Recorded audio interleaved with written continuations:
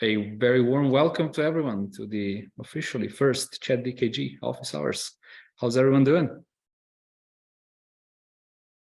I mean, they can speak, so you guys have to. I think participants are still coming in.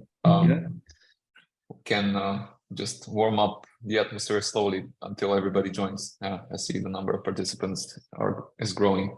Oh, nice. Awesome. Yeah, it's been a while since we had the last like this public appearance live, and it's going to be fun to have this new format tested out, talking a little bit more about the solutions, products built on top of the DKG, and just a little context about the ChatDKG that is now getting shaped in this very interesting period we're in, where AI is kind of already promising or already indicating the value that it can provide to the humanity, but also certain problems linked to the misinformation, and ChatDKG aims to tackle exactly that.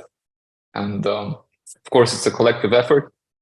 We've done many things so far as a community, OriginTrail community, and as Trace Labs. And in a record time, in the past few months, we have garnered quite a lot of attention in our partnership ecosystem. Even managed to deploy the first rudimentary elements of the ChatDKG using OriginTrail, and we're going to be talking a little bit about that as well, showing what has been done and the learnings, and hopefully that can also provide a useful context for those who are interested to co-develop, to co-create the open framework ChatDKG. Yesterday, we also published an announcement that we're going to give out 1 million worth of track rewards or grants to those who can build on top of this ChatDKG, or who can help actually advance the open framework, the ChatDKG. And we're going to go into details of explaining how you can get involved. And within this community, not just the existing community OriginTrail, but also well beyond that.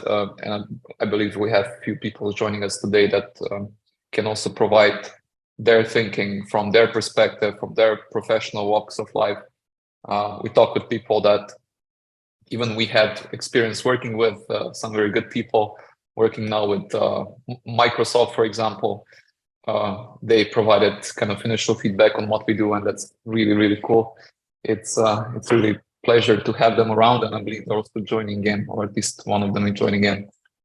But yeah, without further ado, I think we have 20 participants right now. We can start and put more meat to the bone. Yeah, maybe just a little bit of a context for this. So this is the first open office hours, and first of many. And this is a call where, in this particular instance, we're going to be sharing a little bit more about what this whole story is about, what ChatDKG is about, what you can do, how you can participate, what can you use, and things like that. So we'll start this time with a presentation. I hope it's not going to take too long. There's a lot of things to unpack, so we'll try to present a little bit of an intro for OriginTrail and knowledge assets, how to create them, and then what that means for the context of the ChatDKG framework. What is the framework? So the idea of this call is to start with providing you with some more information, context, get your juices flowing, creativity and ideas, and then the idea is to open up the discussion afterwards, so we can we can talk about what we've been talking about today, and then continue with the next discussions later in Discord. If you haven't joined Discord already, by the way, hop onto OriginTrail Discord, and there's a dedicated channel there. And just from a kind of a technical perspective, we will be opening up the discussion a bit later. So I know, right now it's the 4 or 5 of us that can actually be heard through Zoom. But later on, basically, all you need to do is, from what I understand, it's raise a hand or something, and there will be, and Martina will be kind enough to let you hop in. So without further ado, since we're 10 minutes in, I suggest we start with the presentation. And that means you should be seeing a purple screen right about now. And maybe somebody can just thumb up me that that's working. So that was a thumbs up from Yuri. Thank you very much, sir. So like I said, we're talking about the first open office hours out of many. So we'll have this happening at a certain frequency. Since this is the first, we don't know exactly what the frequency will be, but we'll see. As the project goes, we tend to have them very frequently. And today we'll talk about ChatDKG, but we can already start talking about ChatDKG without talking about the problem, what we're about to be tackling here with ChatDKG and OriginTrail together. So I'll actually start by zooming out and focusing quickly on the agenda for today. So we'll be talking about the problem of misinformation, especially now today in the age of AI. We'll talk about AI, LLMs, and trusted knowledge infrastructure. Then focusing specifically on knowledge assets, the key primitive of OriginTrail, and we'll demonstrate how you can create them and explore them. Then we'll introduce the ChatDKG framework and the grant program that was mentioned and announced yesterday. And then, like I said, we'll open up an open discussion. So sit tight and yeah, let's jump into it right away. All right. So at OriginTrail, we like to make the case that we're currently in the middle of another knowledge revolution. And that this knowledge revolution is likely one of the biggest ones, at least measurable to the level of the knowledge revolution that was introduced with the Gutenberg's printing press. So essentially, when the printing press came out, the whole world changed completely. It was, in a way, a big driver of the renaissance of knowledge in the world. And printing press specifically tackled a problem of knowledge scarcity. So once that was solved, applying replication, all of these great inventions came about. The world was never the same, right? And then similarly, the internet and really computer networks, Ethernet and internet, right? All of the computer networks with connectivity managed to tackle the problem of knowledge fragmentation. So I think it's pretty self-explanatory and we don't have to dive deep into it, but like, I mean, even we now are speaking via the internet and sharing knowledge via video call, but all of the things like Google and World Wide Web and all of the networks before that basically were the ones that brought this huge revolution, which is still ongoing. And the big next revolution that's happening now, once we solve the scarcity and fragmentation, is actually supposed to solve the problem of trust. And with this problem of trust, or the growing problem of misinformation, really, in the world, this problem was already big, even before AI came into play. With AI, it just became much more obvious. So you guys have surely heard or seen all kinds of things like fake news, deep fakes, people being misrepresented either through some sort of medium or even like being, shown in, I don't know, some form of new generated content that is there to trick or really misinform. So as there are many different forms of misinformation, the key problem here to tackle is trust in information. How can you sort of sift through the information you have and figure out what is to trust and what is not to trust? And the solution there, if we can take it in a kind of a broadest sense, for this particular problem, we see as decentralized AI. So applying technologies of decentralization that we've been we've witnessed over the past decade and some more, kickstarting with Bitcoin and generally, even before that, cryptography applications. That's something that we see that's going to be the key to tackling the problem of this particular revolution. And it's a problem that many people already highlight. It's not just us. So you surely heard of Geoffrey Hinton, the godfather of AI, who basically left Google so he can talk about this problem. He was the pioneer of neural AI. So one of the people most responsible for taking this neural network approach. And he's actually raised a lot of concerns specifically on how this is going to affect society. as misinformation can now all of a sudden be much more amplified with the AI technology, sometimes even maliciously done, but sometimes even also in error. And for example, one of those examples of error you may be seen on Twitter the other day. There's a screenshot right there, so you can even read it. Basically, lawyers, trying to use technologies such as ChatGPT to do legal research and then citing things that are not even there. So there's certain filings that have been mentioned in this particular screenshot. You can see them that don't exist. That somehow ended up in an actual court case, and now it's quite a bit of a trouble. But yeah, these things can even happen without some specific malicious intent. So therefore, we're witnessing it already. The problem is quite big. So having that said, the mission statement of OriginTrail has been to organize AI-grade, AI-ready knowledge and make it discoverable and verifiable for a sustainable global economy. And what we mean by that will be shown throughout this presentation. Having that said, the question here really is, how do we tackle misinformation? So we're going to dive a little bit deeper into that from going into details and this technological approach. So, okay, let's decompose misinformation. We said the problem is trust, and we like to say that trust has two enemies, one of them being bad character, the other one being bad data. And when it comes to bad character, basically, that is something that is impossible to eliminate. You're always going to have bad actors trying to either manipulate something for their own benefit or get some sort of gain. It's just part of the deal of being in this world. And bad character is really still not possible to eliminate. But however, on the side of bad data, that is possible to reduce. And that is what challenge we're trying to tackle here with technology and approaching the misinformation problem. So how do we tackle the problem of bad data?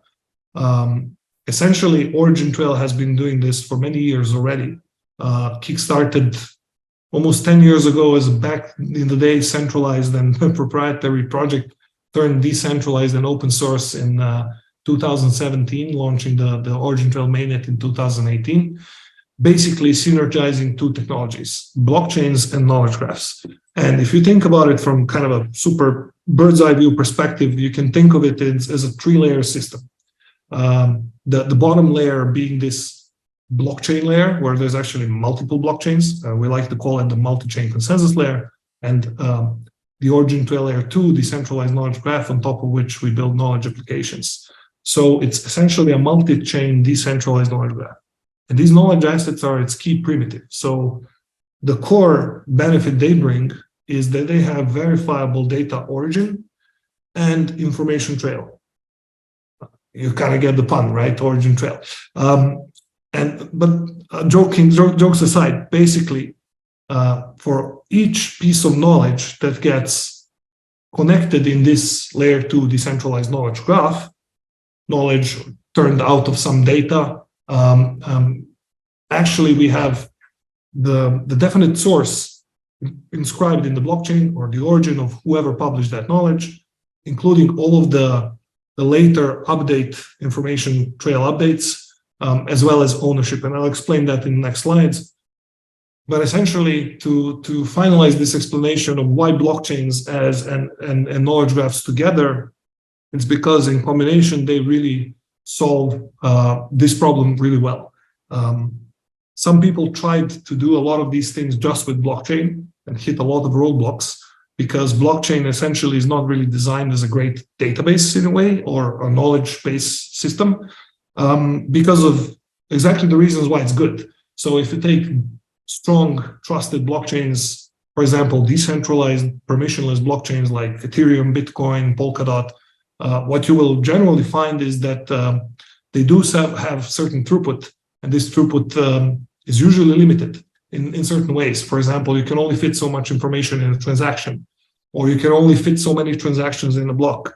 And the reasons here being, even though everybody's working on scalability, and definitely there have been many scalability improvements over the years, the fact that these constraints are there is actually, I would argue, what brings a lot of this trust or the properties that we like about blockchain, such as immutability properties or the robustness towards attacks on different levels. So long story short, you can use blockchain for many things: decentralized finance, identity, things like generally trusted multi-party computation, all of these cool things we've seen, asset tokenization, NFTs. But generally what they do is they don't rely on a lot of data. And what they really try to somehow capture is this trust in between different parties that are using the system. While on the other hand, knowledge graphs are really great semantic networks. They are what we want from a knowledge base. They allow you to connect different information in one single store, and they can have different even formats. That's a really cool feature of knowledge graphs. It allows you to integrate all of them, and in a way provides you all of the great features of what you would expect, let's say, from a database, such as querying the database. You can, for example, if you want to query something from a blockchain, you're very limited if you're trying to use just the blockchain. So quite often you have to do something on top, some sort of,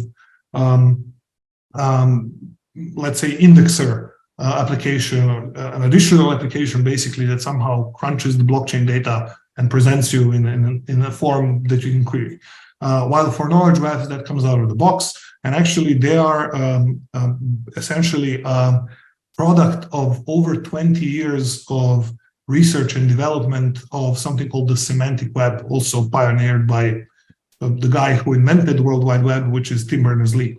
So essentially, these semantic networks and these trust networks, knowledge graphs and blockchains, when combined, and OriginTrail is one of such technologies, provides benefits of both. So the trust and all of this knowledge database capabilities.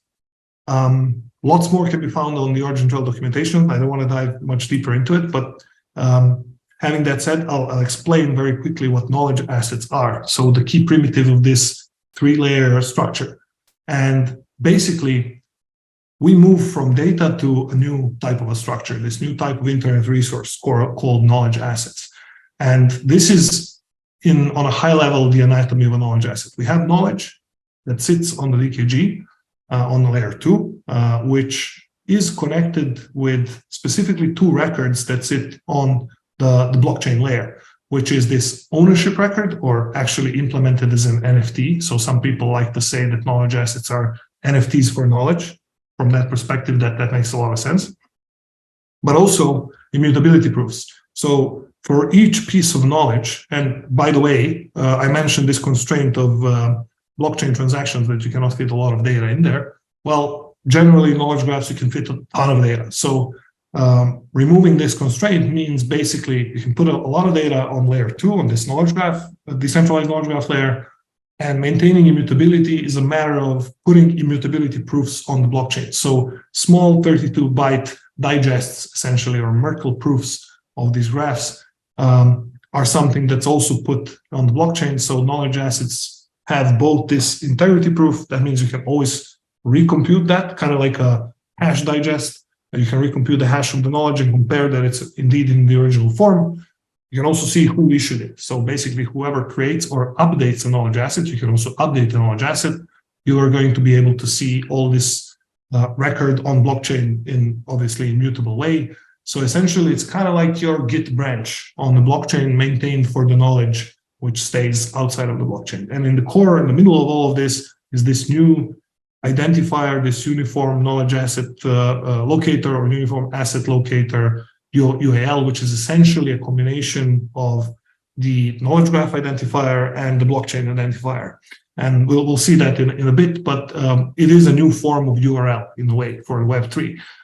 All of this sits on top of the DKG. So combined in these two layers basically is indexed in the decentralized knowledge graph. So you can basically do a couple of different operations. For example, if I were to try and create knowledge assets and do something with them from, let's say, a JavaScript application, I would instantiate a JavaScript client called the DKG client. And then I would be able to create these knowledge assets with adding knowledge into the actual create function, getting the actual URL back. I can then further retrieve this knowledge or resolve it by the URL. If I'm the owner, I can also update this knowledge asset.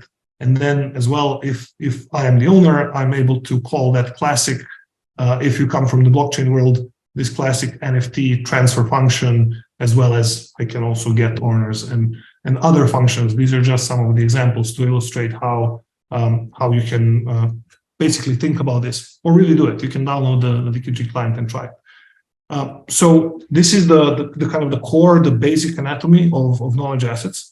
And right now, I think the best thing would be to actually see it in action. So Yuri is going to create some and explain how that can be done. You'll be able then to see all of these components. For example, where does this, how we can check for the origin, that he actually indeed created it, how we can check that he's the owner, and basically how this can be verified. So how we can explore different knowledge assets. And from here, I'll let you take over, Yuri. Thank you, Branimir. Just a second. Let me pull up my screen.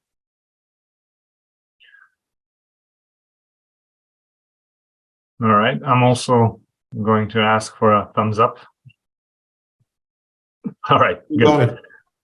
Fantastic. Good. So I would just start over here by looking at a simple JSON LD file, which will turn into an asset using the network operating system, the NOS. Very simple. And it's a very simple knowledge asset that, or it's a simple data set that essentially describes, it's my profile that we're going to turn into a knowledge asset. And it has, as you can see, it has a public component here. And it also has a private component. In this case, for the sake of the example, we didn't put anything in it.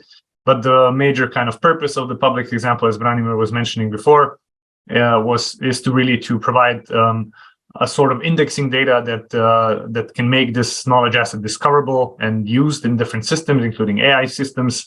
And then there is a whole component essentially of each knowledge asset that is private, that can only be accessed by the owner or whoever the owner provides access to. And it's held in a knowledge asset vault, as we'll see in just a little bit. But this is a very simple piece, right? So it's just my essentially my profile that has some information around me, what I do. And it's also going to be connected to another asset that I created previously, which is the Trace Labs organization. So we'll see how this dynamic works. So that being said, I'll just quickly save and switch over to the NOS. And we're just gonna very quickly create this asset. So right now we're importing that the data set. We see that it's been processed, that it's been ready essentially for it to be turned into an asset. It will get a URL. It will become available for exploration. So this might just take a couple of seconds. But as this is doing, so what this is doing now, the JSON LD, so the knowledge, the file that we looked at before, is essentially being turned into an asset, meaning all of the components that Branimir was showing before. So the NFTs, NFT representing this piece of knowledge, the hash proofs on the blockchain, and the indexing essentially on the DKG. All of this is being created at this moment, so that the asset then becomes, first of all, discoverable. So you can verify the information provenance by understanding who issued it. So in this case, myself, who currently owns it, because they're also the assets are also transferable, right? So I can transfer my asset to someone else in the ownership, and then also connect it to other assets, essentially, as we'll see in just a little bit. So let me just maybe just a quick like explanation what's going on under the hood. So why we're waiting right now is that actually there's a blockchain transaction happening that's minting that NFT, that's creating, putting those integrity proofs on the blockchain, and then publishing the knowledge into the DKG. So, and blockchain transactions take a couple of seconds, so it's not like instantaneous. That's why we had to wait a little bit. But now, as I can see it, the asset has been, knowledge asset has been created. So, yeah, I'll just wanted to give you a little more context. Go ahead, Yuri. No, that's perfect. Thanks. So I'll switch over to the knowledge. So the asset has been created. I'll switch over to the knowledge asset vault in the NOS, where we can see this. So this is me, and I can actually go ahead and click on it and explore it in a graph form. So I'll just make this a little bit larger. So just that you get an idea of what this all looks like, how it looks like when it's done. So we have the knowledge asset profile here on the left, and we have the visual representation of that knowledge asset that we created. So this particular knowledge asset is the profile of myself, and I'm the owner of it. I'm also the issuer of it, and that I can verify on blockchain. I'll show you that in a little bit. But you can see here all of the parameters that I've entered into now. I've already clicked on the other asset. Apologies. So all of the knowledge essentially of that asset is shown, but I have now resolved the asset that was essentially the organization. So we can see this is the asset that I created. This is my profile, and it says here I work for, which is TraceLabs, but TraceLabs is represented as another asset. So we have two essentially different assets that can be, so the initial one, the profile connected to the through the works for essentially connection to TraceLabs, and we can see for both of the assets we can actually verify who the owner is, we can verify who the issuer is, and they're both, so each of these two blue dots have an underlying NFT that represents kind of that represents the knowledge and the ownership of this knowledge. And very quickly we can actually, and let me just see if I can get rid of this menu up top, since it's okay, I'll just do what works better than here. So we can actually see in Subscan, this is the wallet that I created this knowledge asset with, and then I created a bunch of others. And here we can actually see all of the NFTs that have been created by me that I actually own. So all of these are NFTs that represent knowledge that can be verified, that can be essentially used, also transferred to another owner if needed. But that information provenance for each piece of so for every knowledge asset and the knowledge that is contained within, the important pieces that we can verify the information provenance. So who issued it, who is the current owner, and also what is the data state. So to have the integrity, knowing that it hasn't been changed. So that's kind of in a nutshell how knowledge creation works through NOS, how exploration works through this type of interface. But this is also, the NOS is not an open source tool, of course. It's the NOS Explorer, the OriginTrail DKG Explorer, on the other hand, of course, that is upcoming. And I was just going to show you very quickly how the interface for that looks like, is actually then, of course, enabling all of the things that we looked at now through a public interface. So let me just quickly pull this again. I have it here. So this is just a brief snapshot, essentially, of the interface. And I will try to load the same asset as we looked at in the NOS in the DKG Explorer. So it's not finalized yet, but this is something that is very exciting that is coming out as the window into the DKG Explorer, enabling you to explore knowledge assets, verify who they're owned by, verify the information provenance, and everything related to that.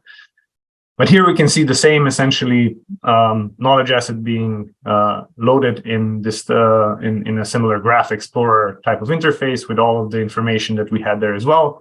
The major difference here is that if we issued a knowledge asset that would also have a private component associated with it, you wouldn't obviously be able to see it through the public interface, because you would need to have access to that particular knowledge asset.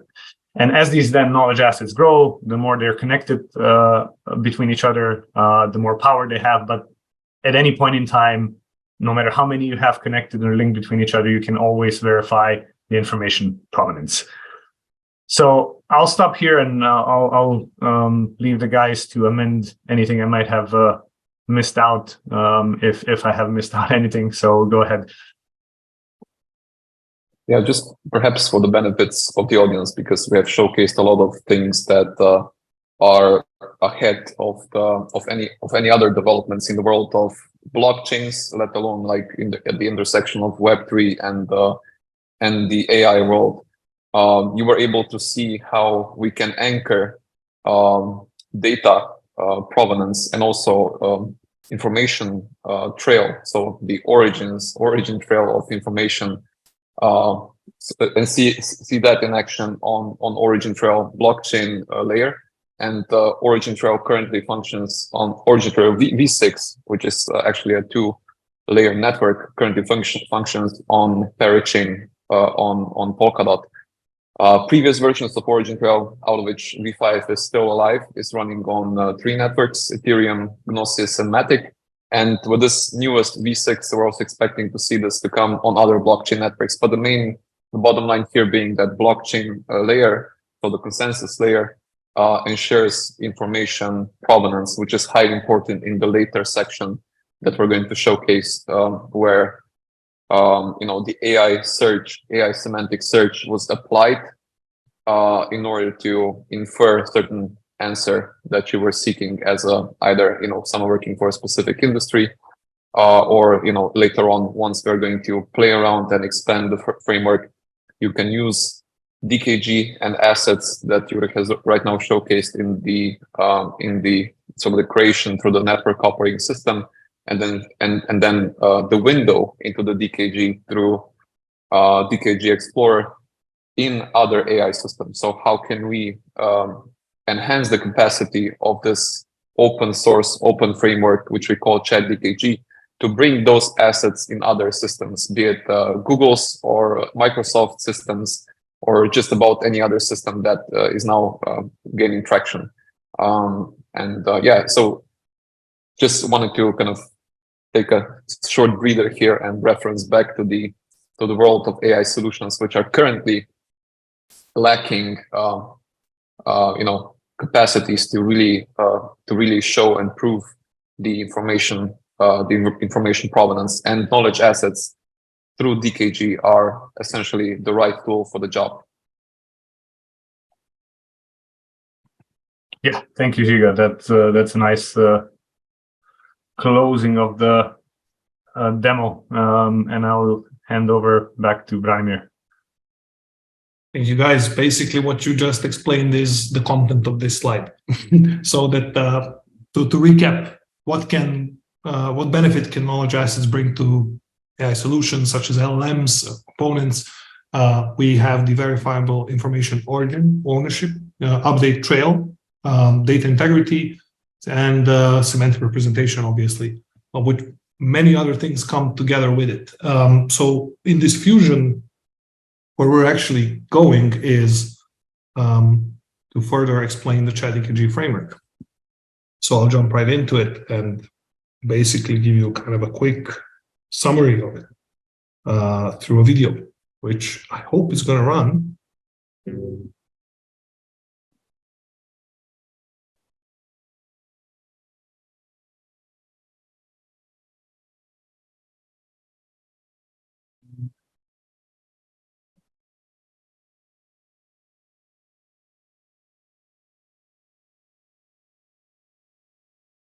I haven't included audio is okay or not for you, but should be okay in a minute or second. What you've seen is a super simple humanized demo, looking a lot like a chat interface, right?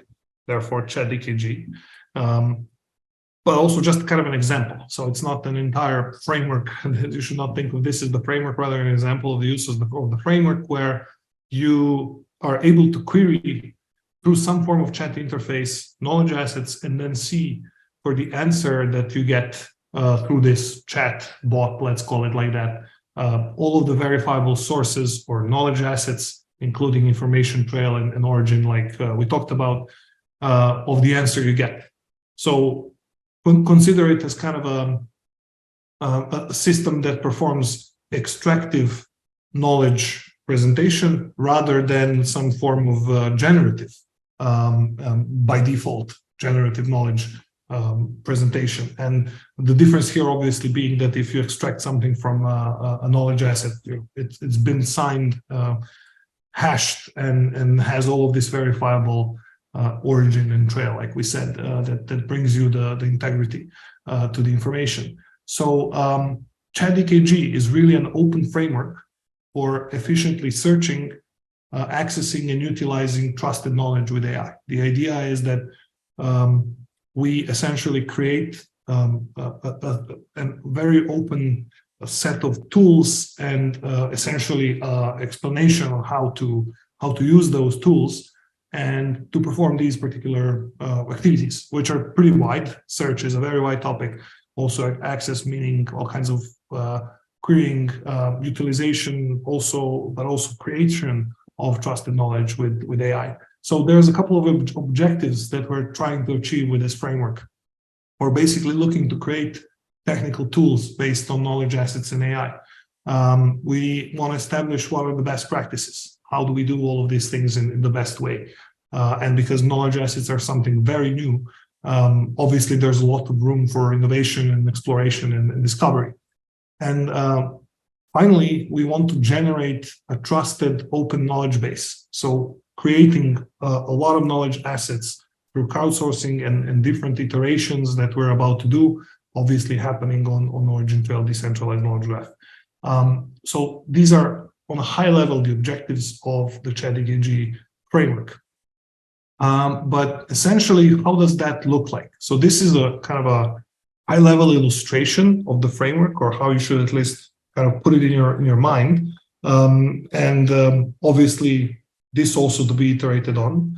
But essentially, the observation is that we have a set of data sources from which we create knowledge. These data sources can be all kinds of things, anything from open data, maybe even some personal information. For example, when I say personal information, could be data that I own. Like I have an Apple Watch that tracks my bio activity, right? So this could be very useful data, which is currently appropriated by random companies in the web too, right?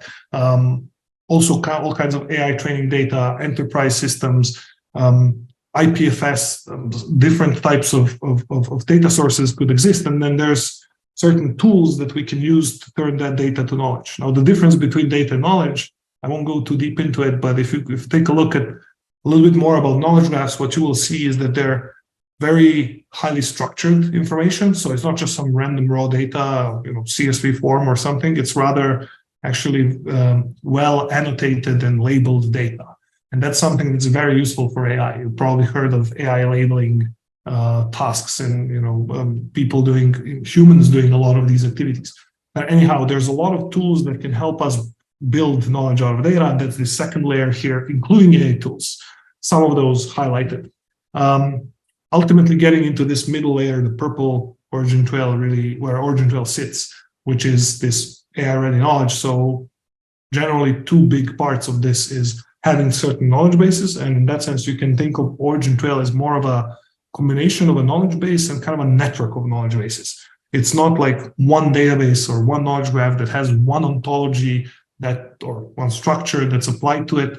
Rather, anybody can jump in, create their knowledge assets. They can comply with certain ontologies and then offer certain knowledge bases built on, for example, OriginTrail network nodes that they can be accessed, such as the information that Yuri mentioned. For example, you have private knowledge asset information, which is something that obviously you're not going to, if it's very private and cannot go into the public space, you might want to keep it in your local DKG vault. And on the other side, there's obviously indexing infrastructure. So places where we can actually perform search operations, we can find things that are not in our own environments, in our own nodes. So broadly speaking, those two groups, and that's what OriginTrail is as infrastructure, bringing permissionless open infrastructure. And then on top of that, we have basically interfaces between this AI solutions on top and the knowledge indexes in the middle. So the idea is that we have all kinds of different tools, such as enterprise applications, all the way to agents, conversational tools like the one example that we showed with this demo video. And in between, all of the components that might somehow interact with this knowledge underneath: agents, models, tools like LangChain, basically think of it as kind of a set of interfaces that are there to utilize the knowledge underneath for a certain use or for a certain specific solution. And when we talk about ChatDKG as an open framework, we think of it in this way, and the components that we're looking for generally fall not specifically under just one of these layers, if we can call them layers. Rather, ChatDKG would be comprised as a framework or tool set from many different modules, let's call them like that, that would fit in different places on this stack. So, for example, if you were to have an idea on how to build, let's say, a search system with knowledge assets and Google's Bard, and create an open tool that others can also use, that would sit generally in the upper two layers here of this infrastructure. Or if you're looking for helping people generate knowledge out of their data, and you want to create some really cool tool based on some Microsoft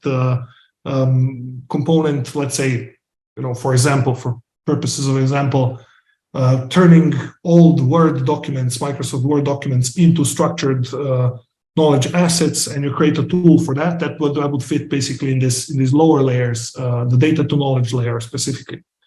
So that's kind of a broad way to think about it. And we'll show another example. And just before we go into that, how does this really relate with the neural approach? So essentially, we see a combination of a symbolic AI and neural AI approach here. And this is by the way, a photo from or picture from Wikipedia that illustrates what you might see as named as knowledge graph embeddings or vector representation of knowledge graph entities. But basically, knowledge graphs, as you see them on the left, are really symbolic representations. It's kind of a way of encoding information into not just connected, very highly structured data entities, but also higher level reasoning capabilities, reasoning based on ontologies, on really logic components. So the symbolic approach allows you to essentially create, as opposed to, let's say, neural approach, where you train a certain model, a black box, which somehow, under the hood tunes some weights, the symbol, and then produces a very high probability quality output.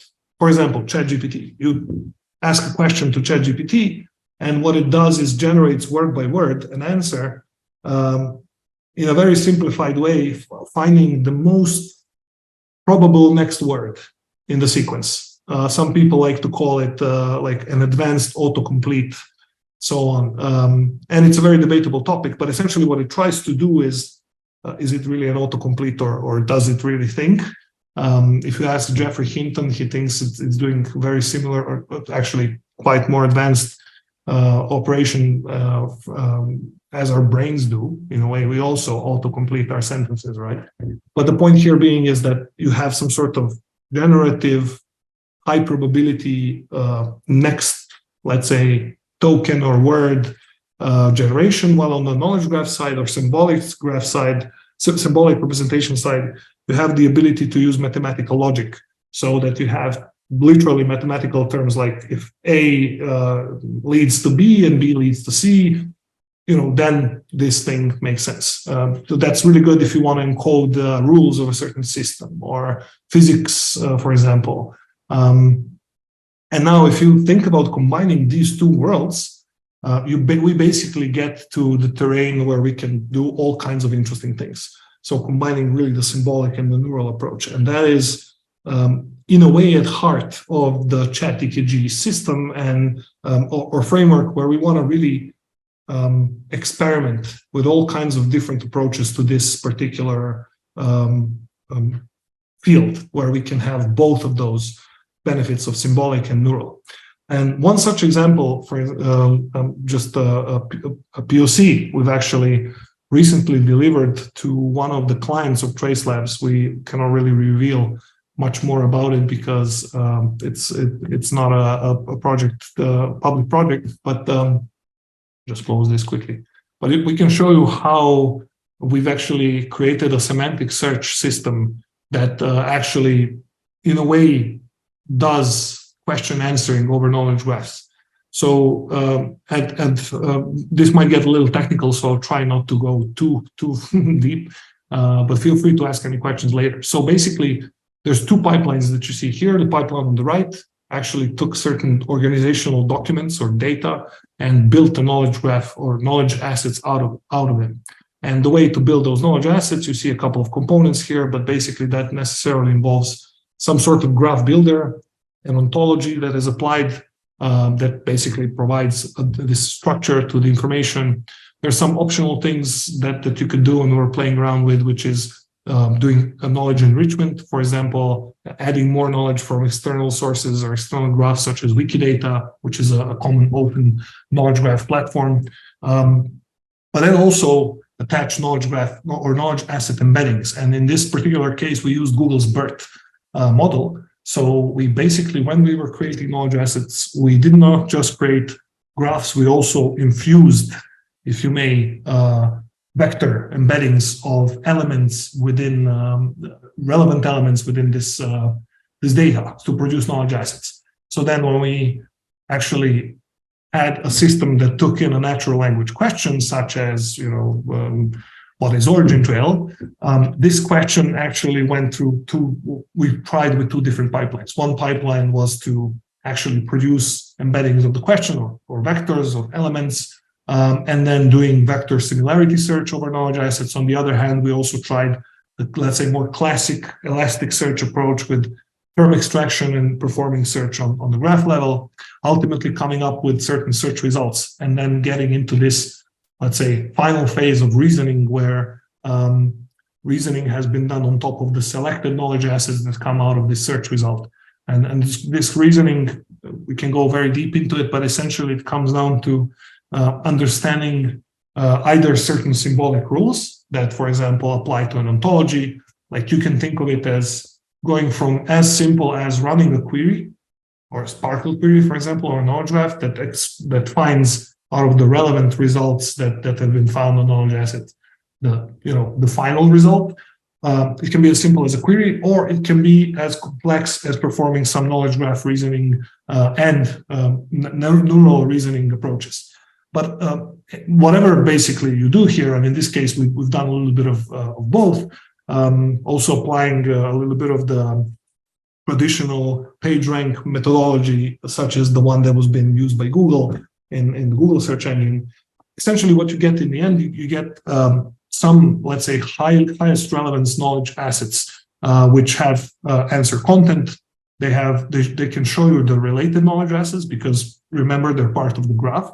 They also show you the source, so which document they were produced from, including all of this knowledge asset metadata, such as who is the issuer, who is the owner, what are the blockchain immutability proofs. And finally, in this particular case, we had a confidence score. So basically, kind of like your search engine score. And like I said, this is a proof of concept that was delivered. Obviously, we can dive deep into each one of those boxes, but essentially, you can think of it as kind of a semantic search-based question answering system on top of knowledge assets, which yields this type of answers in the end. Finally, with user feedback also being something that's possible to obviously gather, as with any other system of, let's say, machine learning system, you can somehow feedback that learning into the system. So apart from feeding into some ML model, you're also able to feed the learning from relevant users. So somebody who is like, for example, the owner of the knowledge assets, or the entities who you allow as owner of knowledge assets to further enrich the knowledge assets, either by new information or updating certain components so that you get better results. So essentially, it's part of the improvement ways to improve such systems is also to apply feedback, just as with any other system. So this is a super high level explanation of a semantic search proof of concept. And what we want to do now with ChatDKG is continue iterating in similar ways together and building components, tools, models, really all kinds of things that fit into that stack that I've shown you on one of the previous slides, and basically build all these things together and see how we can make them useful to create trusted knowledge. So what is the high priority though? Like this is a pretty broad framework. The high priority areas, we identified 4 of them. First one being semantic search over knowledge assets. I've shown you just one example. And basically that's this knowledge asset vector similarity search. Tools that help us create such systems are definitely something that qualifies for ChatDKG. Natural language querying over DKG. Imagine, for example, having a GPT-based or any model-based Sparkle query generator, something that you would, let's say, give a question in, and it turns out a very nicely formed Sparkle query, so that you don't even have to do this search step. Maybe you can just directly query a certain set of knowledge assets with probably a specific ontology. Then the third area, the high priority area, is really AI-based knowledge publishing tools. So that's if you remember that 5-layer slide that I showed, that's the kind of the bottom layers. So an example would be agents for knowledge asset semantic enrichment. Let's say you have some basic knowledge assets and you want to introduce more information to them, let's say from the documents that you have, or maybe even open data like places like DBpedia, Wikidata, some knowledge graphs you have somewhere. Building like an agent that can do that. They can automatically go and fetch interesting information, reconcile data, and somehow put this into knowledge asset. That's, for example, one of the publishing tools that you can imagine also being part of ChatDKG. Finally, kind of this last group is really general AI system integrations. For example, if you're thinking of, if like, let's say a light bulb pop into your head while we were talking about all these things is, I could maybe try, I don't know, LangChain with the knowledge assets being as knowledge graph memory for LangChain. That also is a pretty cool idea that would fit into ChatDKG. Or Hugging Face or similar ChatGPT, similar tools. So that's this fourth category is really more about system integration, something that you can do with an existing system. And then finally, if like, let's say you're looking to apply, and I'll mention that in the coming slides, for a grant to build something within the framework of this topic of ChatDKG. Other general ideas that are relevant to the application of AI and knowledge assets and OriginTrail DKG also are welcome, though we're really looking for these, let's say, 4 areas as the high priority areas. You'll probably also, while I was speaking, read it on the screen, as usually people do when there's a lot of text, the criteria for ChatDKG, for these applications that we're looking for, and we'll mention in the next slide, but also for the framework in general. Pretty much all of it has to be public and open source. So that is the whole spirit of the OriginTrail ecosystem. Everything we have built so far, the OriginTrail DKG, also the OriginTrail Parachain and Polkadot, all open source projects, including the clients and relevant tools that has to apply to ChatDKG as a framework. Obviously has to do with knowledge assets, apply to them, has to solve some meaningful problem. So I guess that goes without saying. And this final criteria is really that we want to keep this development happening in a community room, if we might want to say it like that. So the idea is that we talk together and iterate together. It's not about you, if you're looking to thinking, it's not about you sitting down in a dark room for 2 months and building something until it's perfect and then you share it with the world with a ta-da. Rather it's more about you already have an idea, drop it in Discord. Let's chat about it. Let's get some immediate feedback to you from the rest of the OriginTrail or wider community, really. You build you write some first code. Feel free to share it. People can come in and give you comments on the code or ideas, or maybe help you with the usage of certain tools. We're all essentially also learning here. This is relatively new technology for a lot of people. And what we are trying to do is also get sort of a very vibrant community running that is there to help you, and also help everybody there is there to help each other and to help grow this ecosystem of trusted knowledge, assets, and tools for them.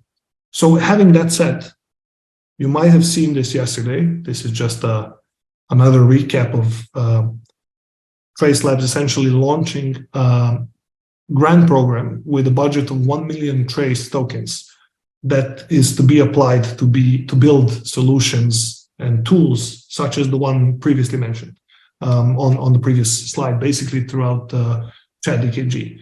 And essentially, when this grant program starts, it's also going to be led by a steering committee. So the steering committee will be a group of people who are very knowledgeable in the area, and from different perspectives, likely, whose responsibility will be basically to guide the development of the framework. So guiding in terms of providing also feedback, supporting builders, advising, as well as being participants in obviously in this grant scheme. So the program selection, supporting projects in their execution, all of, let's say, the activities that you would see in, let's say, a development grant program. That's something that the steering committee will be involved in. And finally, obviously, facilitating those discussions in the ChatDKG channels, the main channel being Discord for this particular case. Goes without saying that steering committee candidates really need to have relevant technical experience in the indicated areas. So that's, I guess, kind of a probably to be assumed. We will open the applications for the steering committee pretty soon. If you're interested, feel free to get in touch. We'd love to meet you and talk to you. But yeah, essentially, more information will be revealed in the coming days and weeks.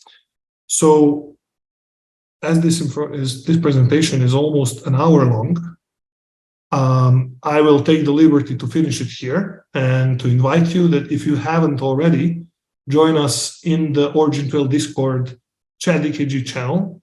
Let's build this great framework together, and yeah. As soon as you have some idea or a hunch of an idea, or just want to introduce yourself, jump in, text us, and let's get a discussion going, and let's start building some great things together. We're here to support you. We're also here to build this together with you. So drop us a note, and even before that, we're also going to use the rest of this open office hours to open up the discussion and chat.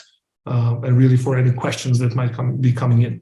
So having that said, either scan the link with your phone or jump into OriginTrail website and find the Discord and meet us there. I'll finish the presentation here, and I guess this is time for open discussion. So whoever wants to go ahead and raise your hand, folks. Thank you for the attention, and I hope I wasn't too boring.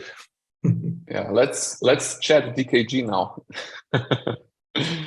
So whoever has any question, you can request a mic, and we can chat about the technology, about everything that was presented today. It'd be cool really to have someone joining us here. A lot of things were discussed, and I know we understand there is a lot to chew, but also there is a lot of support around this project. So, oh, wonderful. We have a known face. Hi, Milos. Hi guys. Can you hear me? Yes, let me nice just to hear from you. turn on my camera. I'm not sure why it's turned off. So just a moment. Probably, I'm not sure if I have that option here. But it would be, I think, much better to turn it on. Maybe it's a safety precaution. Yeah, probably.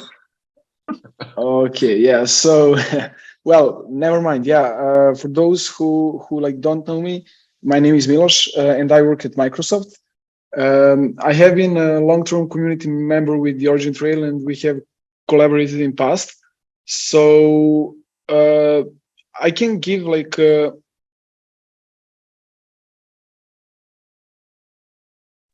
Oh, Hey, Milos, I Milos, think we lost you. Yeah, good. Oh, Good. hi. Great. Okay. Now Nice. you can see me. Yeah, I think it's much easier and much better to communicate when we can see each other and similar. Yeah. So just to like give an update from like my side where I identified a huge opportunity. So recently Microsoft has announced that they're going to support basically AI powered copilots from third-party developers, and basically it's going to be available through all of their products, which means that someone could create a copilot and pin it to ChatGPT or Bing or Office or Windows or like any other Microsoft product. And what actually does it mean? So in the case of DKG, well, it means that I think that it's a good opportunity to like have a such broad reach to the end customers, and also to bring some of the AI-centric co-pilots or tools based on DKG to the end users. So why I think that could be important, and I think that it goes along with the recent development that Brana has shown to us. So it looks to me that it's like a great opportunity to bring some kind of trust and verifiability, especially while working with data from different sources. From time to time, it's important to like verify like the source or to check something on the blockchain. So I think it's almost a unique opportunity between Web3 and Web3, Web2 and Web3 spaces, with a great link and with easy usage of such kind of copilots within the Microsoft product. So I would say that there are like a lot of opportunities depending on the targeted audience or something like that. But there might be like a good, like a great opportunity to like bring decentralized data and verifiable data to the end users that are familiar with Microsoft tools. So I would like definitely think of some of the approaches on how to improve the productivity of users and also trust of users across those tools by utilizing some of the Web3 and like knowledge graph tools. So that's like my perspective on that, and I think that it's quite timely since they have announced that like a couple of days ago or like a week ago. So it's quite fresh, and I think that it could like also shape the way how we function and also the way how we are productive in general within a couple of years or something like that. So I think it's going to be like great to like see some new products built on top of that.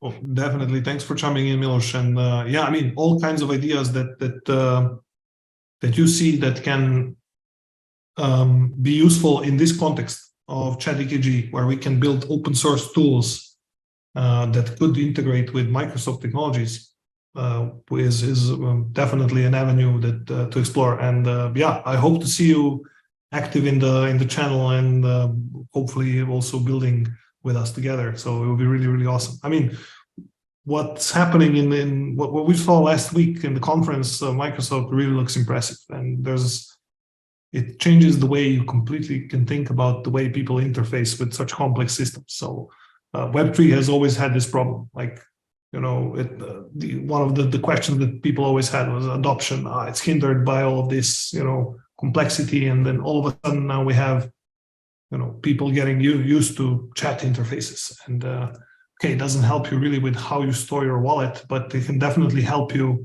with how you access information and how you can find the trusted sources. So it's going to be really cool, and it's awesome to have you. Some hands are also up. I'm sorry for jumping in. Not sure who was first. Was it Dexter or Shani? I heard my name. Oh. And I cannot turn on my camera either. I don't know why, but Yeah, same here. No worries. Who wants to go first? I'll let her go first.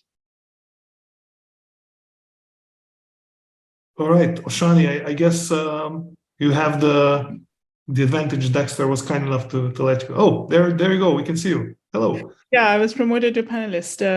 So great discussion so far. For those of you who do not know me, my name is Oshani. I am an assistant professor at RPI. I've interacted with Branimir and others from the OriginTrail team at various events, most notably at the Knowledge Graph conference. And Branimir actually gave a talk at the Decentralized Knowledge Graph track that I organized, which was actually inspired by the event that you guys organized the previous year. So yeah, I work in the same general area, but I'm an academic, so I'm interested in the tough questions that we have to solve in this space.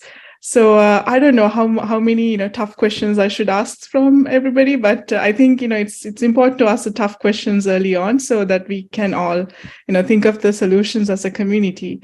So are you ready? Should I go ahead with my tough questions? Sure, absolutely. This is the time. Actually, before my tough questions, I do have a comment. So in the demo, which was pretty cool.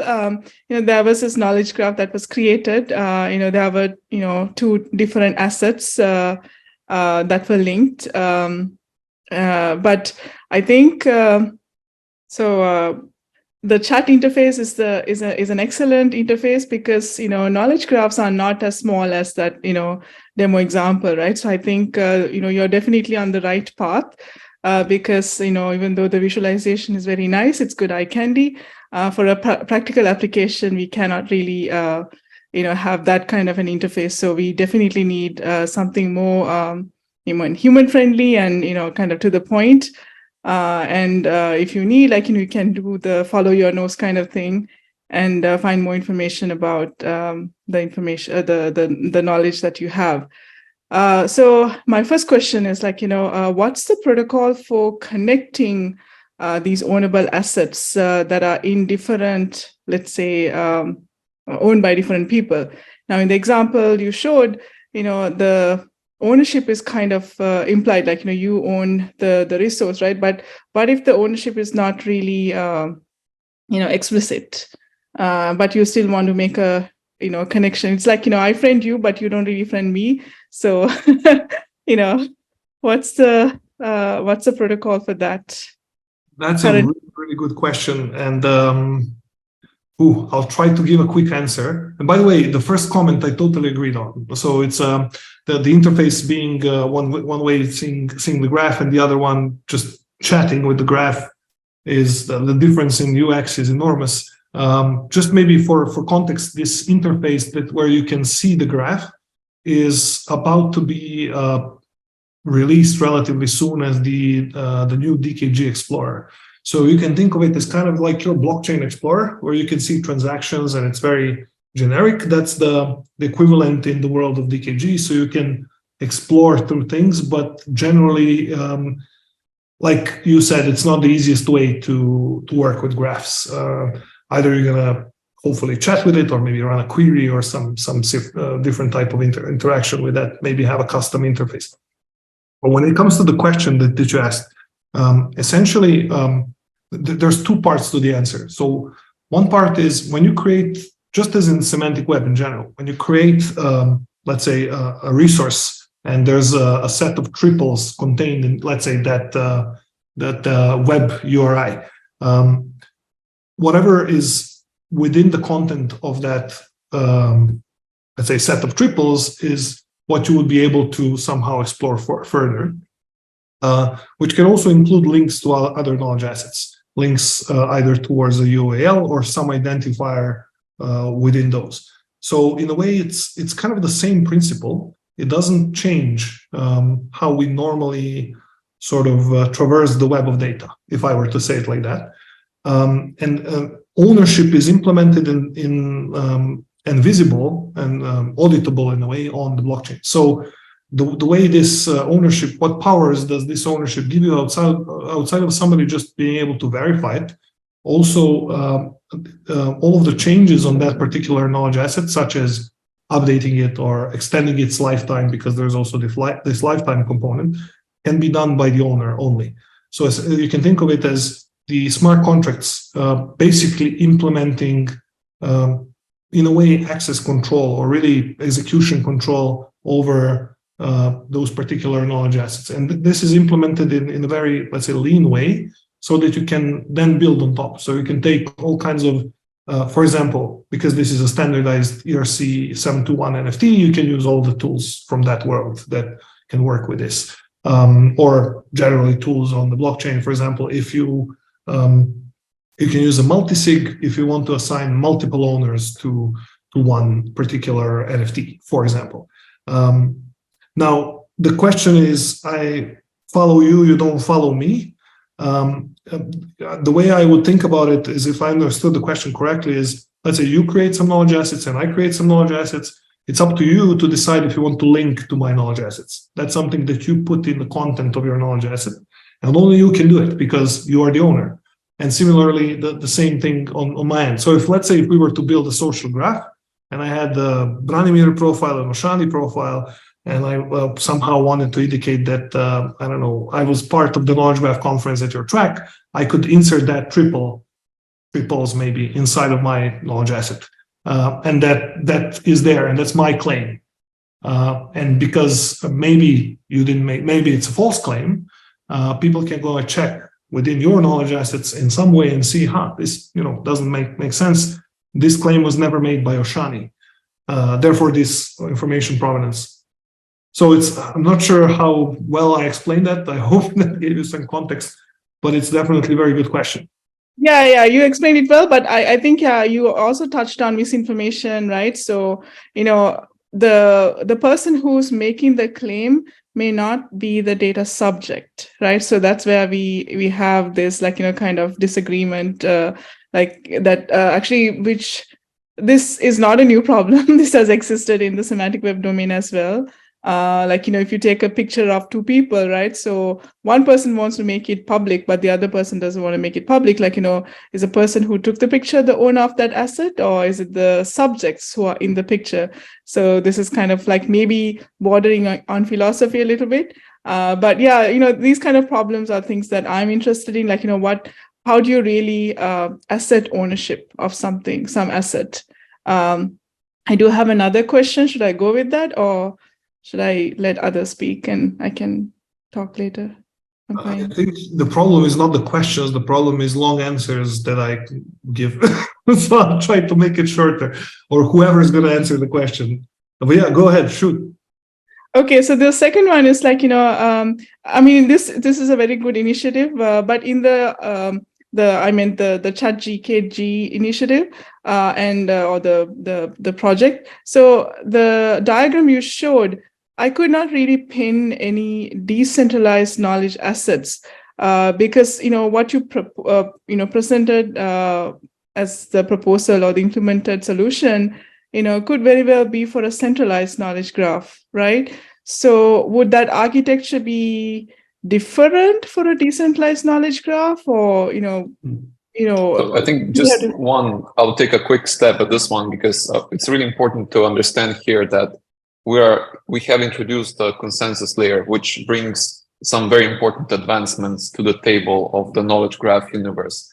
One such being that you can always provide tamper-proof records of the claims, and therefore establish some sort of a chain of custody. I'm using chain of custody because OriginTrail has traditionally been used in supply chains quite a lot.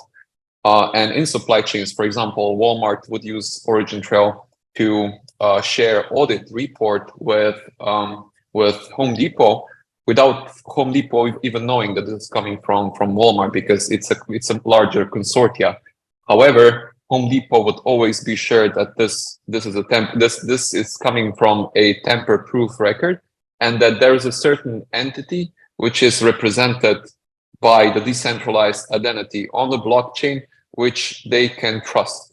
But of course, there is always this setting in which OriginTrail is used in different omniversa, where those who are at the receiving end of an information, they can rest assured that this is coming from a certain identity that is clearly established and that other peers in the network can trust. So this is something that you don't get with a centralized knowledge graph, and this is where a problem persists in a centralized knowledge graph. Whereas with a consensus layer, you can establish the chain of custody for those knowledge assets. And just kind of going back to the generative AI, which is just essentially exacerbating the problem of misinformation, essentially, and frankly, just kind of speaking bluntly, and I'm sorry for being very vague about it.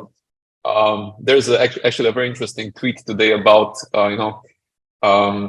the generative AI, and the generative AI are literally just bullshit generators. They literally just make up things, and they actually literally make up things. Whereas with the established chain of custody and established information provenance that is being ensured by the DKG, you can always, and when we demonstrated the first solution to our clients, they were able to see from which knowledge assets answers were inferred. And these knowledge assets have a clearly established, we can call it the, so in Twitter, they call it, Tomasz, help me out, the status update. But this status update of knowledge asset is always provable. For every record change, you get essentially a record noted on the blockchain layer, and this is an important advancement. Sorry for being somewhat long. Yeah, I think it's also kind of like it zooms out from that fact as well. I'm sure more or less everyone on this call has been deploying their auto GPT agents and playing around with that, and or doing the ChatGPT fun or not fun productivity hacks and whatnots. And majority of those responses don't end up. Majority of the responses that all these tools are creating in users, at least from what I've kind of gathered, was so cool. It's going to blow my mind. This is insane. Like, it's going to help us so much, but how can I trust it? How do I know? How could I improve my, let's say, productivity hack with my agent that I deployed if I would have known that his search wouldn't or her search, their search wouldn't be through just a Google interface, but rather through something that could be trusted, that has that ownership, that has that integrity of not being tampered with. Because it's when you have an agent that's an AI system that is automated for you, there's no kind of, you're not there necessarily at all times to be that judgment call whether that a piece of information makes sense to come. But you can create a system that bases itself on identities and on verifiable information that can be much more scalable, provided that this is the trusted knowledge foundation that it has. And I think that from a very high level, my excitement stems from a very simple hypothesis that AI tools are awesome and they would hugely benefit from a trusted knowledge foundation.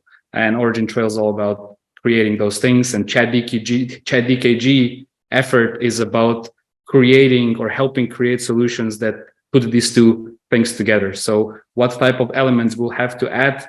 And those might be along the lines that we need to have this bilateral validation of certain connections. It might be to do that we need to have automated verifiability in certain ways for AI systems. It might be that Microsoft is opening up an API to which we need to really kind of create knowledge assets that will easily plug into that. So there might be a lot of different plumbing things that we need to put in the in place for this to make sense and to work at a larger scale. But if I need to place a bet whether that type of verifiable, trusted, decentralized infrastructure is more likely to kind of have a larger impact in the long term. So if I'm looking at a trend versus, let's say, a bunch of more centralized approaches, I'll any time of day double down and put my money on that more trusted and decentralized future, just because there's that network effect capability that it introduces. Just a quick follow-up on that. So now when you put a knowledge graph or some kind of knowledge source through an embedding space, right, you lose that the trail of provenance, right? So I was wondering, if the verifiability or the validation of the answer, is it a post hoc thing, or do you have some way to like actually preserve that provenance information through like the machine learning or the ChatGPT process? If so, like now I'd like to learn more, because this is it's an area of research that I've started, and I'm still looking for solutions, and I would love to collaborate on any of these things. But yeah, I was curious. Like, if you, that's an amazing topic for upgrading the capabilities of OriginTrail Note as a software and an infrastructure piece, and also kind of knowledge asset as such, because that's literally how you can kind of improve that or solve that. What's the word? It's also the transparent functioning of the system AI solution itself, right? So that you would have, and that is a matter more, I imagine, of implementation approach, where you would then leverage the knowledge asset and update it with all the relevant pieces that you would to stack up not only the inputs but also the outputs of a system. And if you also have that system open sourced, where also that is a part of a verifiable, let's say even a knowledge asset because it's published as such, then you basically can put these Legos together and create a system that has that kind of end-to-end coverage up to a point that we can today. But like, that's the cool point, is that none of this hinders the development of AI systems. They'll go crazy. They over the weekend, like, to probably now, what is it, Tuesday, by Friday, we're going to read about new cool stuff coming out. Lots of it's going to be crap, but like a lot of it is also going to be super good. And like that can all happen, but the trusted knowledge foundation is there for you. It's going to be there. It's whatever you dare to do today. It's future proof. It'll be there to kind of as the base really on which you can build on. Okay, cool. I'll let other people ask questions now. Thank you for answering my questions. Thanks, Ushan. It was great. It was great. Thank you. Cool. I might ask my question. Yeah, Dexter, too. Go ahead. Cool. Actually, it maybe relates just a little to what Shani was just asking, which was, so I get that the focus right now is on fighting misinformation and the responses that we get from AI through AI hallucinations, and that the kind of high priority areas that Branimir mentioned are typically around that sort of thing as well, using symbolic knowledge to augment existing systems. And I'm just wondering how you as the team feel about the capabilities of neuro-symbolic reasoning to help with other aspects of AI safety, such as like increasing the overall transparency of how the AI comes about reasoning and like arrives at its answers. And I don't know whether that's just like a little, a bit too far ahead, because maybe this is like the prerequisite work that you need to be able to get to that stage, or whether it's something that has been considered. But yeah, just be curious to get your thinking around it.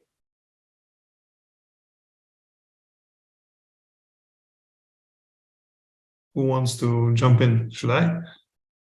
I guess I should. First of all, thanks for all the great questions, folks. And I think it's all on point. Yeah, I mean, pretty much what you said is, what also Shani mentioned is something of an ongoing research topic, right? And in one way, one of the things we learned over the years is, at Trace Labs at least, we do this quite well in terms of going from like very like rudimentary ideas to building like a POC and even implementing that even further. Like for those of you who maybe don't know much about us as Trace Labs core developers of OriginTrail, there's a lot of deployments of OriginTrail technology in the real world already. We also like to think that it's one of the most adopted Web3 systems. But anyhow, what I'm trying to say here is that one of the things we haven't done so well previously is start involving the community as early as now. So we would go somewhere, we do all the legwork and break our brains, and then come with something. But at this point, it's a little bit it's kind of a shame to not do it earlier. And in a way, you can see ChatDKG as this also framework for us also to engage with you folks and work on topics like this. honestly, I'd love to have much more of these conversations on a daily basis, and especially regarding this topic where we're reading about this all the time, and the framework about ChatDKG is about trying to actually materialize those somehow. And definitely we see a lot of opportunity in combining these two, symbolic neural approaches, absolutely, and getting in a way, applying both values that come from, like, for example, Shani, you mentioned that the provenance, once you crunch something and you get a vector out of it, you lost a lot of the things. The idea is to somehow make sure that also that process is covered so that you know how this vector came from that. So how would we do? This can definitely be done, but it's a question of what is the kind of a good way or best way how to do it. And this could also be something that one can work on through ChatDKG. This is something that we'd likely support. Or I guess the steering committee who's going to be part of this decision would decide to support. Also, applying really logic or ontological principles on the graph side of things, so we can go with and apply symbolic approaches. Also, in the widest sense, very open for ChatDKG. So. Absolutely, the area where we're looking for working and exploring and researching a lot of different things. Hope that answers your question somewhat. I think we can also check out how much of the implementation of the neural and symbolic setup that we've done in our work could be then like opened up for further work.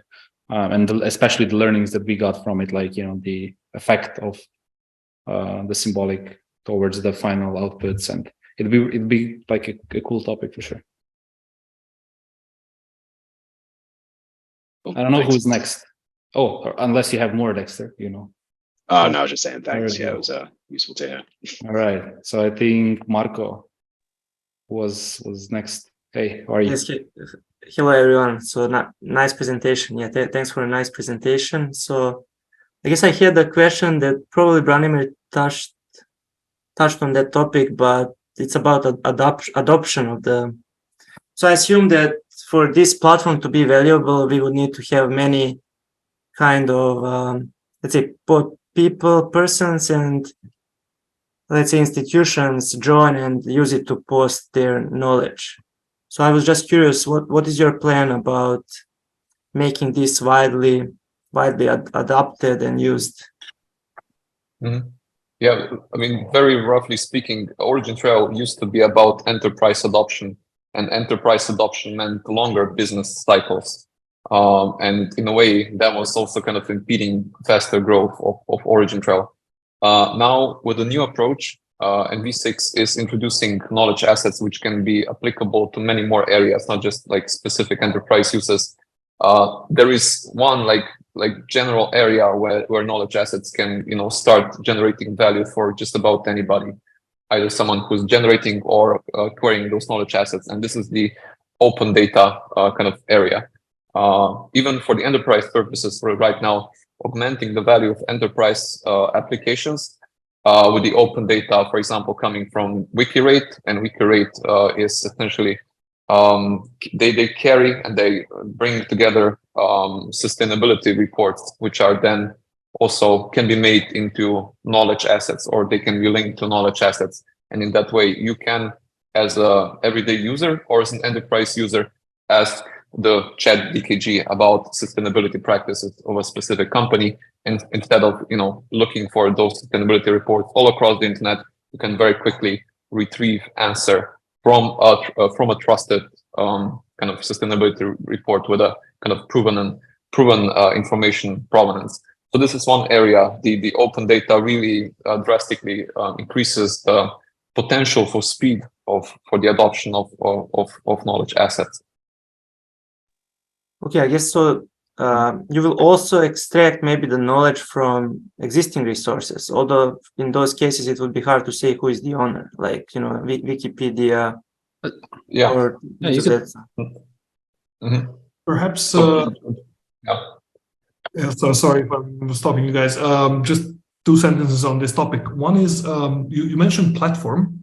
Essentially, the idea here is that this is rather a network of knowledge assets. So we're not like creating ourselves a platform. Rather, it's a kind of an open blockchain. It's an open network. So it's a little bit of a different approach when you think about it. And in that sense, for example, if I were to generate a bunch of knowledge assets that somehow point to Wikidata, a good strategy would be to point to resources at Wikidata. Like we don't necessarily want to create copies of Wikidata in the DKG because many reasons. I mean, the data duplication, that's maybe not necessary. Second thing is what happens when that changes on Wikidata and the data is not fresh. You know, the usual data related topics. But what could make sense is that let's say I create a knowledge asset on, for example, myself, and I point to links on Twitter, maybe an entry if there is one, I don't know, in Wikidata about me or about Trace Labs, you know, and then this particular knowledge asset is mine, and then I get to do something interesting with it. Now, that's not to say that, for example, let's say we were to create a semantic search tool that would somehow utilize this knowledge asset. That is not to say that it should stop at, this is now data outside of the DKG. No, actually, that's the whole point of this data integration of knowledge graphs. So it can go to Wikidata and then do something there. Now, will there be a vector of this produced? That's also a question. It could be something that I decide to do. And by the way, this embedding introduction into knowledge asset is something also an area of ongoing research. So even topics that might go in that direction that are not necessarily tools is something that we're be super happy to talk about and work on through ChatDKG, which I think also, again, going back to Shani's question, relates to the connection between the graph and the embedding produced from that graph or element of a certain graph. So having that said, going back to adoption, ideally we create something that's super useful and people start using because they see, obviously, tremendous value in the project. And the idea of the framework is that we will build it together so that it's useful and increases usability, betters UX, or just capabilities of what we can do with knowledge assets. So all of those ideas super valuable and interesting. And sorry, I stopped somebody, maybe a couple of you, so feel free to jump in. I'm going to stop now.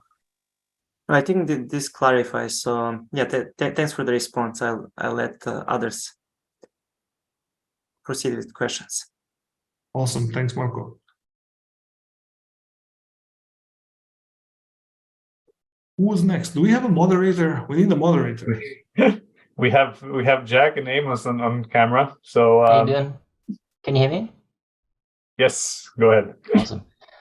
So I guess my question was, I guess a thought that I had was about publishing on the DKG. So I guess in the future, I kind of foresee that AIs will be publishing data onto the DKG, so it won't just be humans doing it. I guess there's a few problems with that. I mean, one of them just comes to mind is, let's say a rogue AI goes and gets a whole bunch of money, buys a whole bunch of track, and then creates a whole bunch of crazy data. I don't know. Yeah, that's just one thought that came to my mind. But also right now, how much of the publishing is done by humans and not computers or AI? Yeah. It's a very, I think it'll definitely be that. So, and it's not only, like, it's not even just the fact that it's DKG specific. There's just gonna be a ton of content getting produced by AI, even more so. I mean, even today, like, you don't know what's the extent almost that, like, to which you're looking at AI. Well, outside of this, us talking, like, that would be a difficulty just to really totally deepfake me at all times. But it's hard to kind of draw the line. That's why DKG infrastructure and the trusted knowledge foundation is so important, because it mimics in a way social world, I mean, or the real world and the social world as well, through identities and through connections and through things like Shani mentioned, the two-sided connections. And so you'll have machines can mimic things, but it'll be you that filters through what you really want to have as an input into your solutions. And they are, but for AI solutions, they are knowledge hungry, so they'll be looking for high quality knowledge. So I think there's a lot of benefits to using AI to publish stuff, because again, if you've been, like, when I set up my AutoGPT, it was for some market research.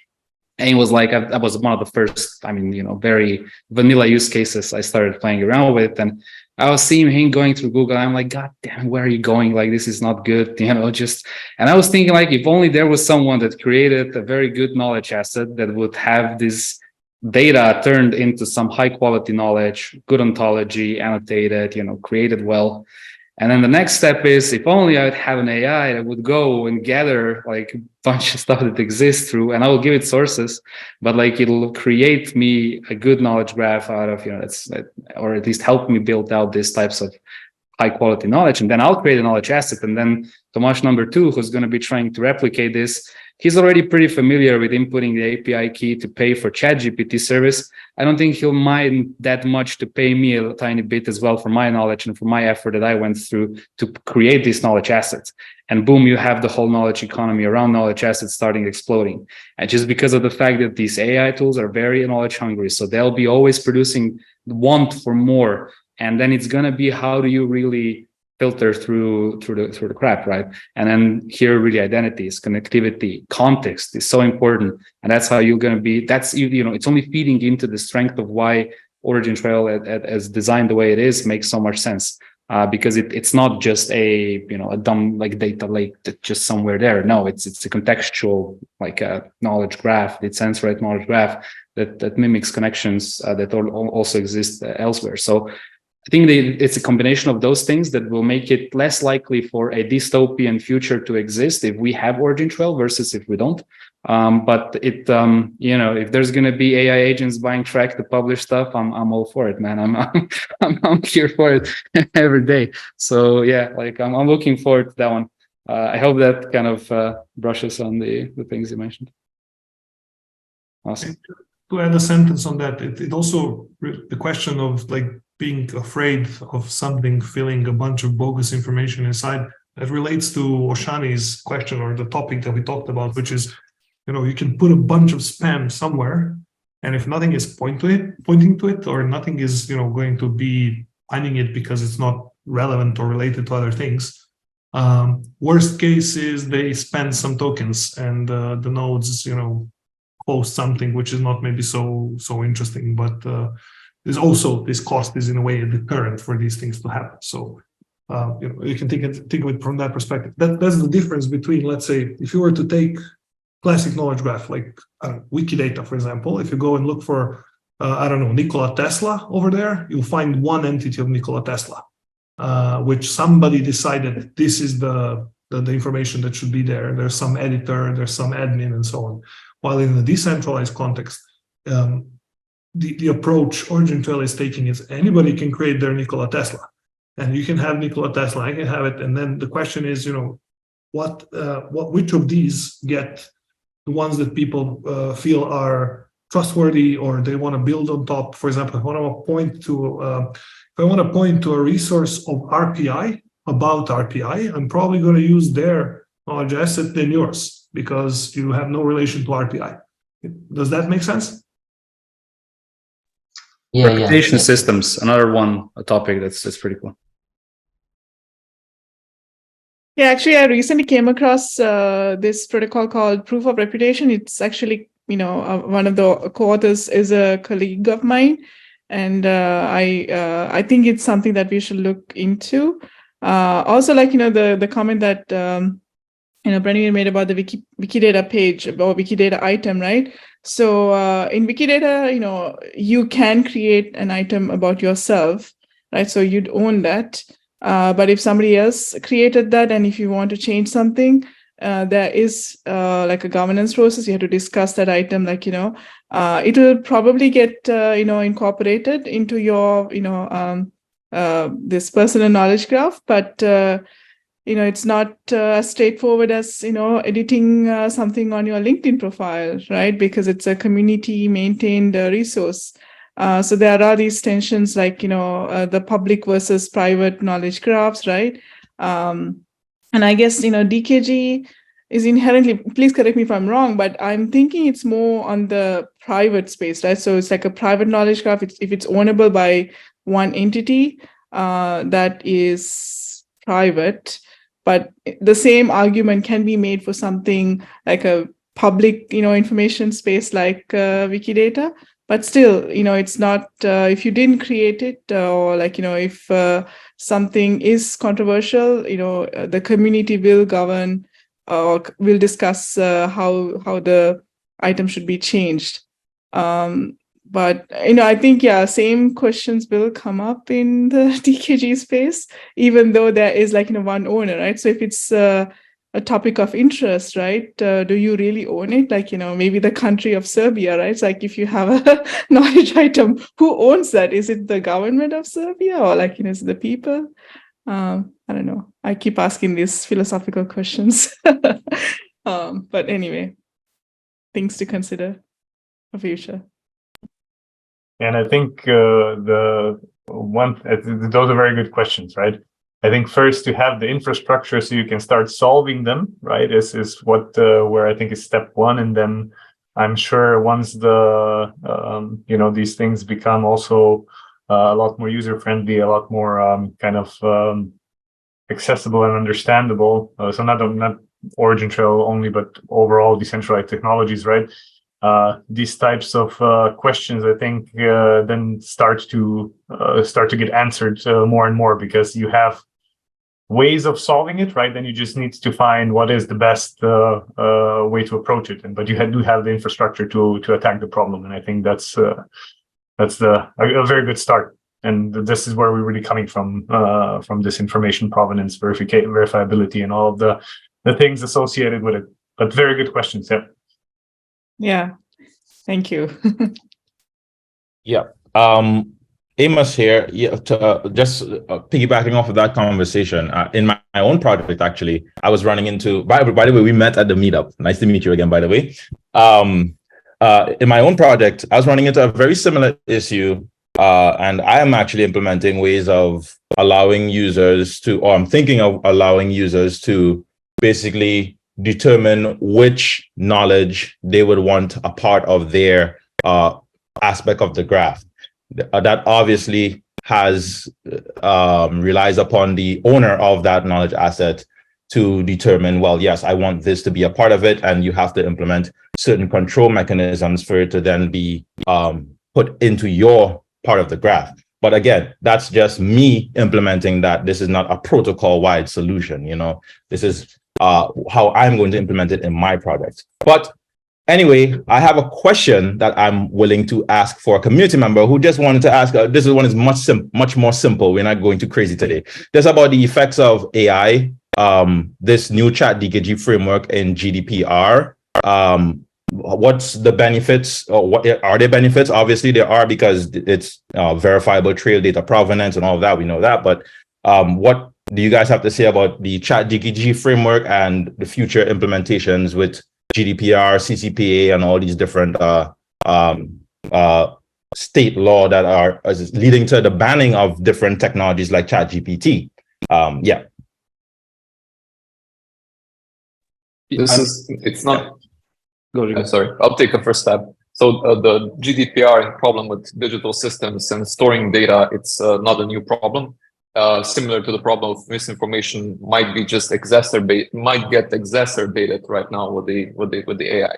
But similar to the old days where GDPR was used to essentially put certain brakes on data operators for your personal data. Similar to this case, it's going to be important for those who are operating your data. So the data operators are going to have to somehow follow and show that when they are using certain personal information, they will need to be upfront about it with you as a user. And likely it's going to be very similar in the States because the regulation there is catching up with the GDPR. So even in the past, we developed a system which we called OpenPKG, which is somewhat more of a proprietary piece of technology, but essentially it allows enterprises to track internal usage of sensitive private personal information within their organization, and when they transfer that information to data operators, because not necessarily, I don't know which service you might be using. I don't know, let's say you subscribe to participate in a certain activity with Coca-Cola. It's not necessarily that Coca-Cola would handle that data. It's very likely that they have some other data operator that would then handle that information. So Coca-Cola needs to be very upfront in terms of how they're going to handle that data. So the idea with the DKG was to also have this trail of custody or chain of custody for the personal data that they would handle. And then they would also provide you with the proof of how that data was handled. And when data is deleted upon your request, that would somehow be reflected on the DKG. So kind of transforming the same mechanics into the ChatDKG. Again, if someone is using let's say personal data, either his own or your personal data without permission, that would be at least to an extent very quickly visible via knowledge assets, so on the DKG. Whereas with generative AI, there is absolutely 100% opacity as to to which extent your personal data was used to infer answers. Just to kind of give you a little bit of a context, perhaps I did not provide an exact answer to your question. Oh no, that was great. That's exactly spot on. Exactly, that's great. Thank you.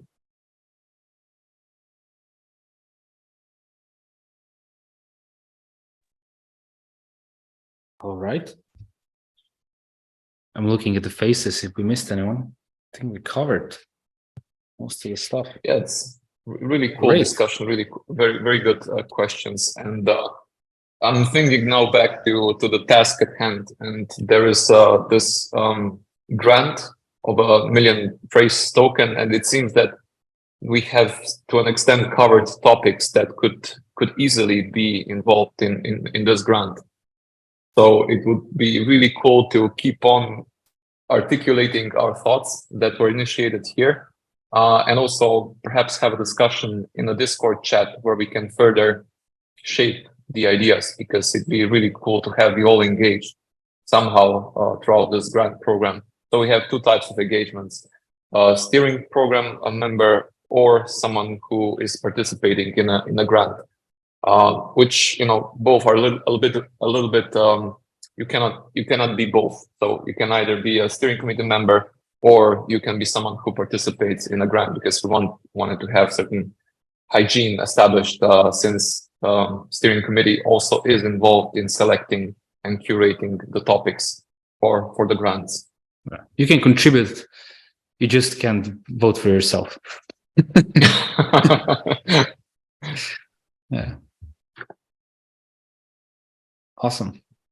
Yeah, and then it's really we do want to keep it open in the Discord as well. So if inspired that you start kicking in some directions, it's good to just put out the ideas there as well, and then we will be obviously hanging out, and then also doing these office hours more often, so that we have a chance to do face-to-face discussions as well in similar formats. I think that was very informative, and yeah, I'm looking forward. AI turnaround is what, like 1 week, and from 1 weekend from the idea to having the first solutions already deployed. So next time Monday, yeah, I can't wait to check out the Twitter.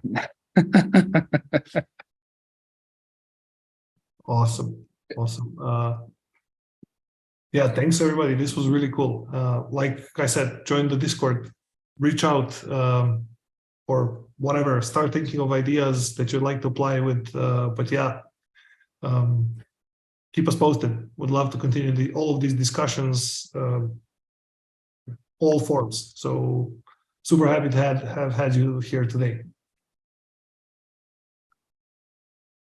Amos, we need outro music, man. Yes. Hey, don't worry. I have something coming for you boys and girls very soon. Do not worry. I got you guys.